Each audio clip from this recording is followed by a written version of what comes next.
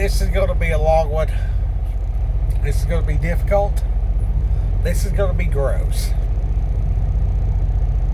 This might save your life.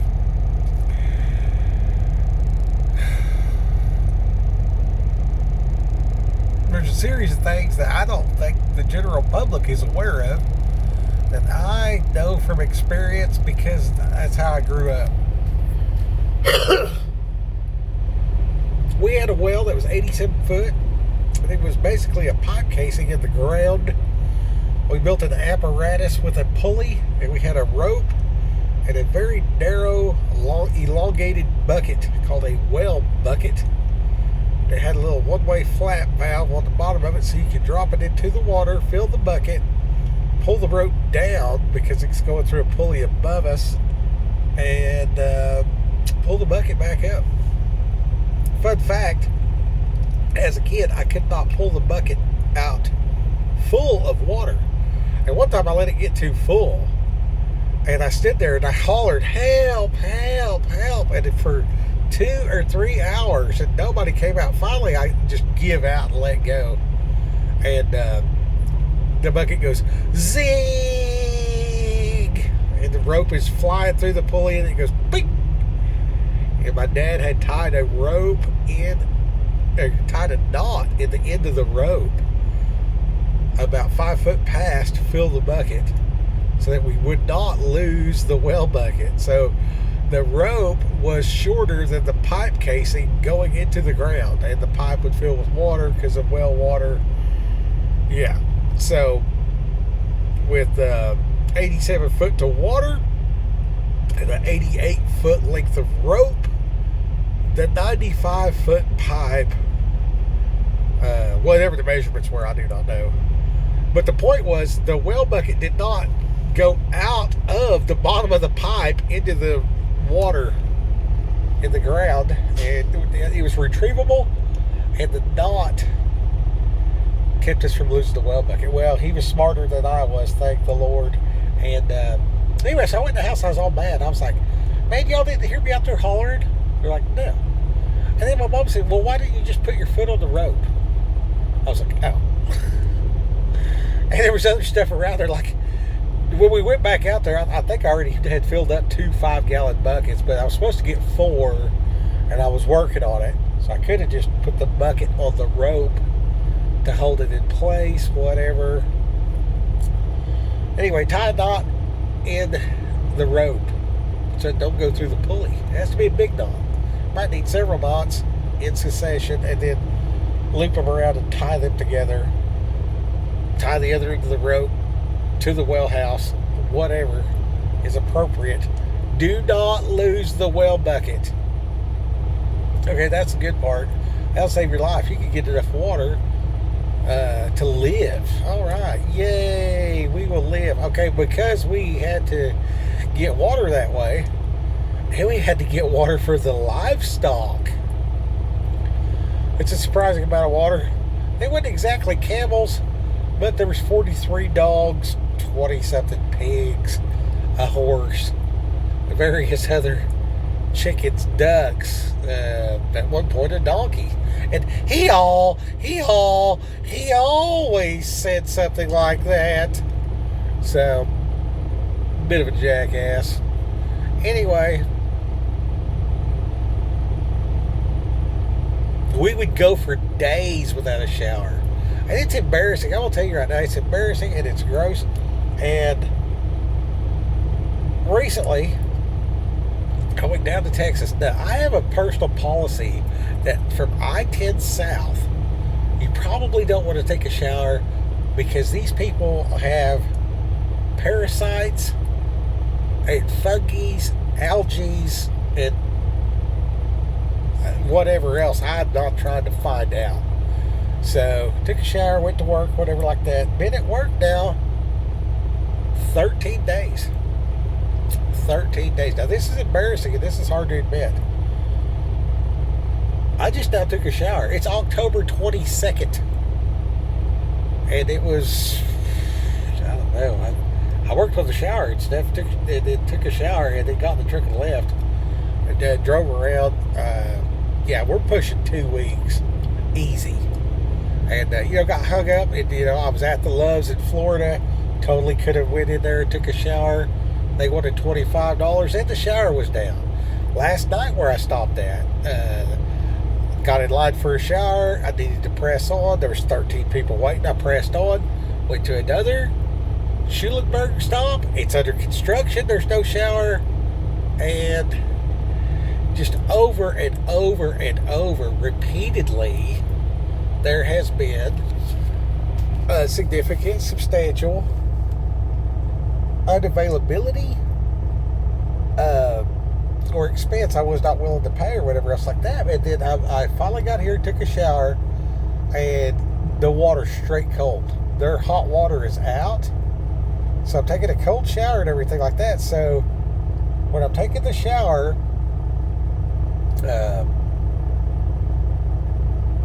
beads, like I could rub my arm. Soap, washcloth, everything, washed up and everything. Because it was cold, I wasn't getting in. I wasn't just staying in the water. Well, the second go around, as I'm rubbing my arm, I start feeling these little beads beat up. And it's the dead skin coming off is what it is. So your body will develop a layer. Now, when you're in the woods, and a lot of the homeless people and stuff like that, they'll explain this to you as well.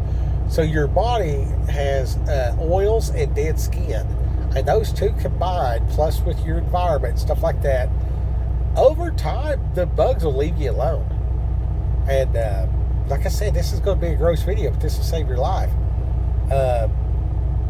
You have certain areas that you want to maintain. Okay, and surprisingly, the number one spot to maintain is your feet. Okay, number one. Like, if you can't do nothing else, wash your freaking feet. Even Jesus said, just wash your feet, that's good enough, basically. I mean, he said the rest of it was clean, but wash your feet. So, like, every day, wash your feet. Even Jesus washed the feet. You know what I mean? And they're, I guess they were dusty, wearing sandals, whatever else like that. And we encase our feet in socks. So there's really nowhere for that dead skin and stuff to go, whatever. And then if you, if you're working and you're sweating and you're going and doing, and, now there's, you're developing a jelly in between your toes, and now it's inside of your shoe and everything else like that. And it's a breeding ground for bad day. And my dad and my uncle, they were, my dad and my uncle, they was Vietnam veterans. So they understood stuff about your feet. And they always harped to me about keep your feet clean, whatever. Then there's like, athlete's foot, jungle rot, I believe is what they were referring to. And nowadays you got this stuff called Mercer, which is, extremely hard to get rid of, I guess. So I cut my finger to the bone, working on the shower. That's what it looks like now. Okay? So 2 weeks, we'll say 16 days ago. And that's what my finger looks like now.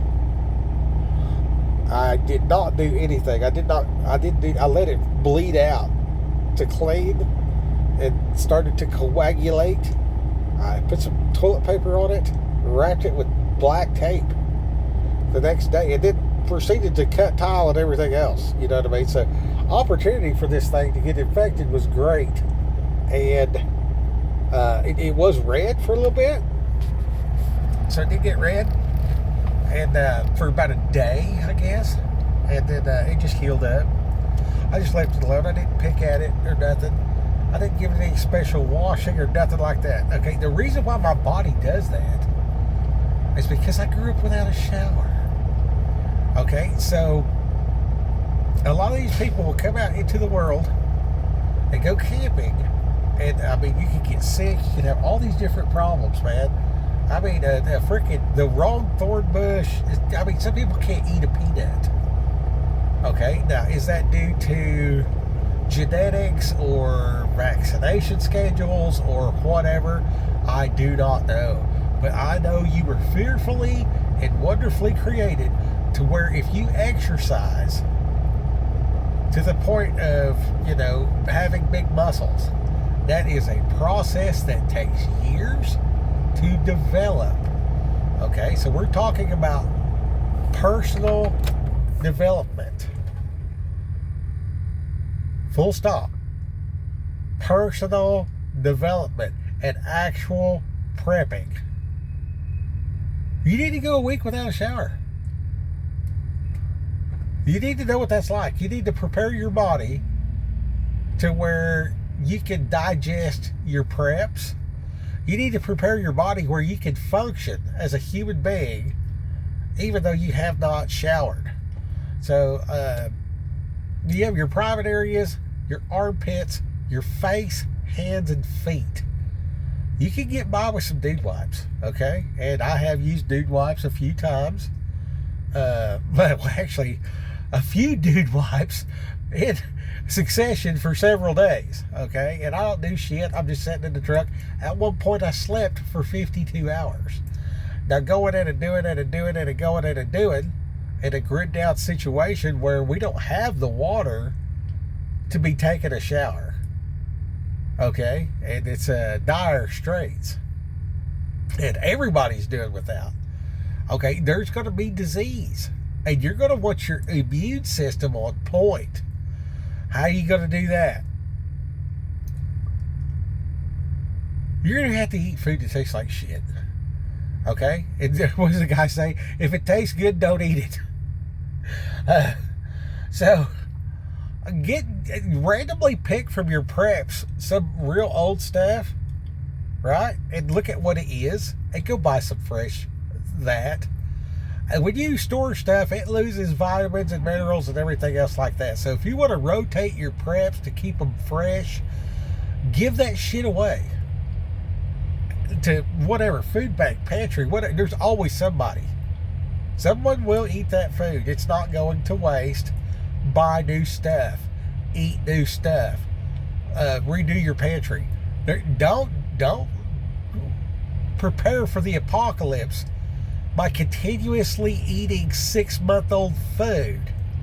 The food that you're eating, that you're getting off the shelves, is old to begin with. So if it's, from farm to table, 90 days, you know what I mean? I mean, some of the, I've picked up loads of canned goods that, I'm like, how long does it take for you guys to make this stuff? Like these pallets here, and then look at the code. The guy will tell me, oh, this was made, blah, blah, blah, this and that.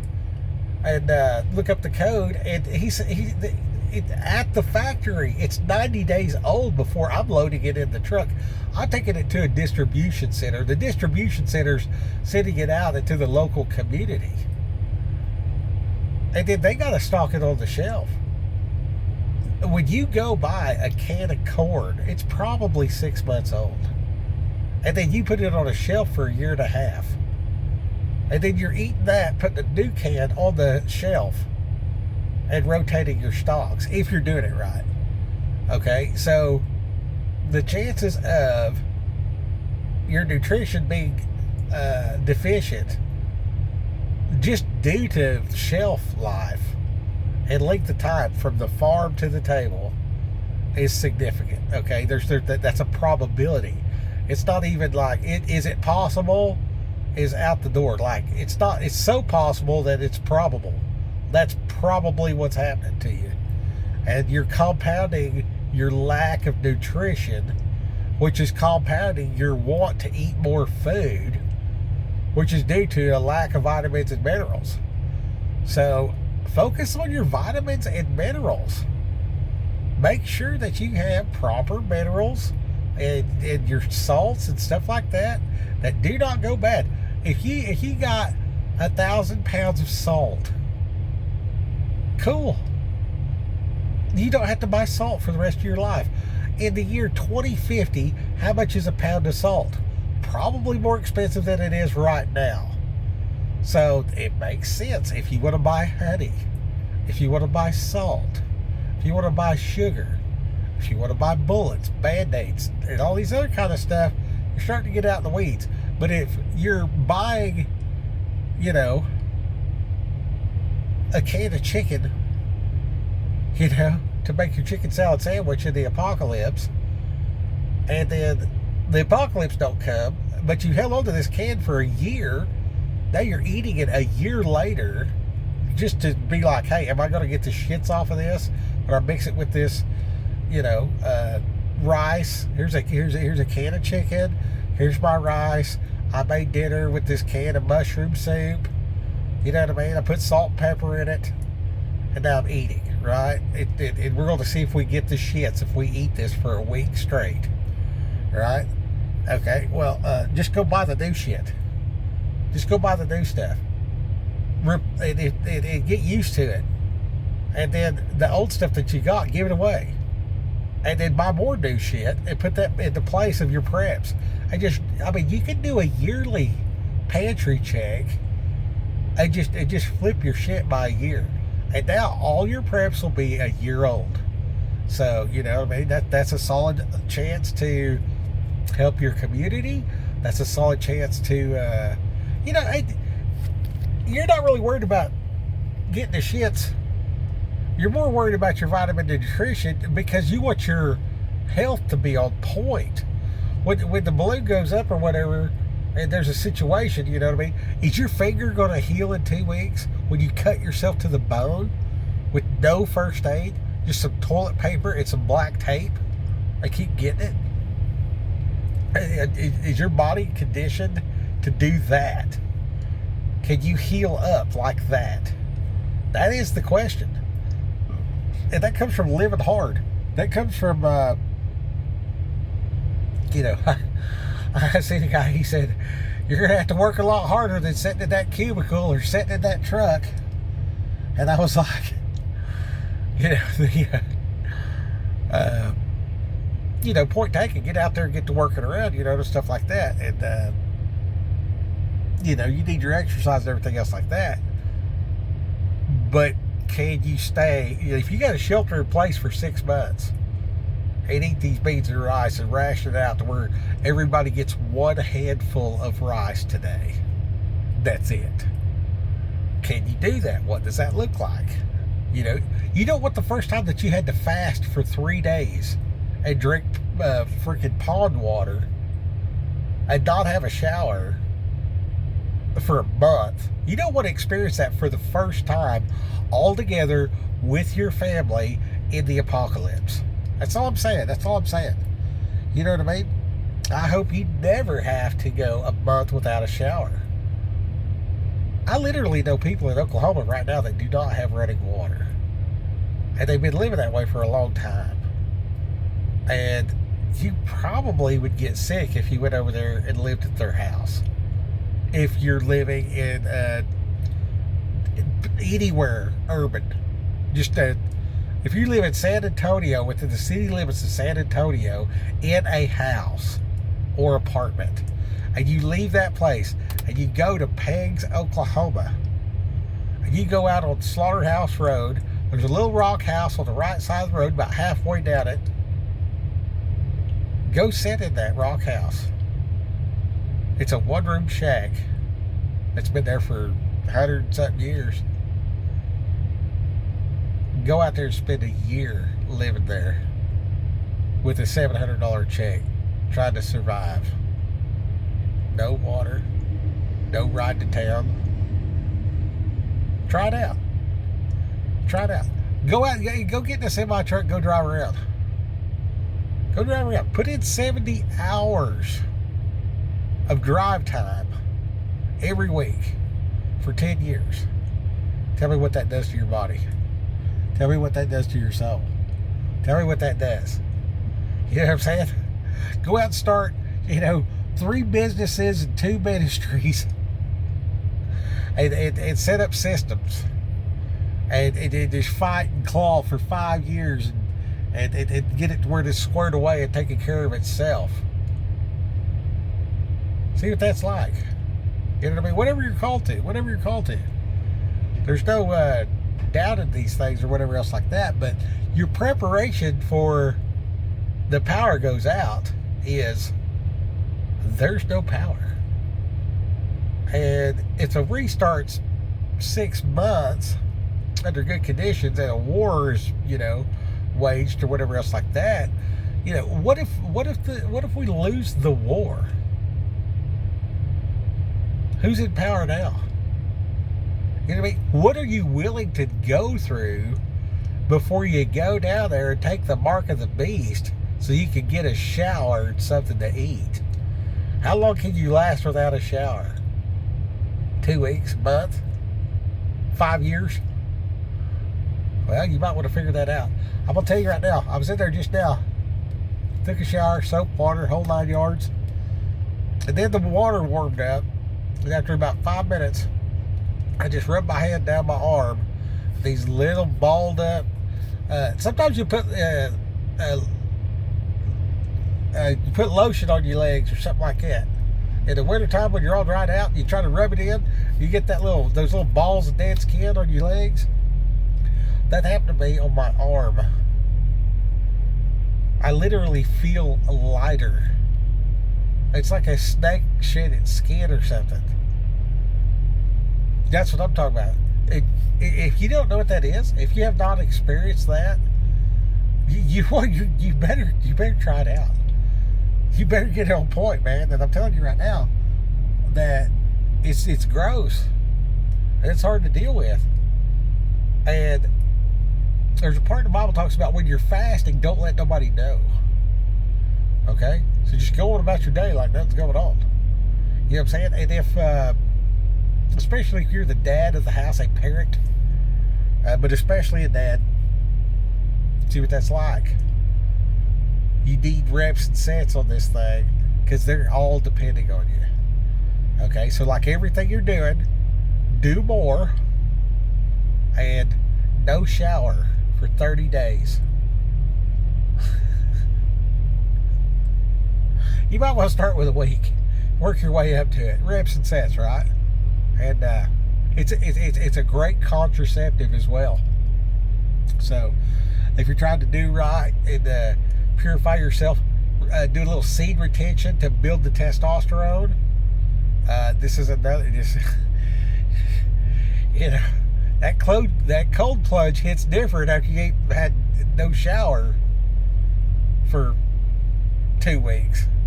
I'm telling you right now. I'm telling you, it's something nobody talks about either. Nobody. Well, I watched a video where the guy said what he wished he'd had after Helene.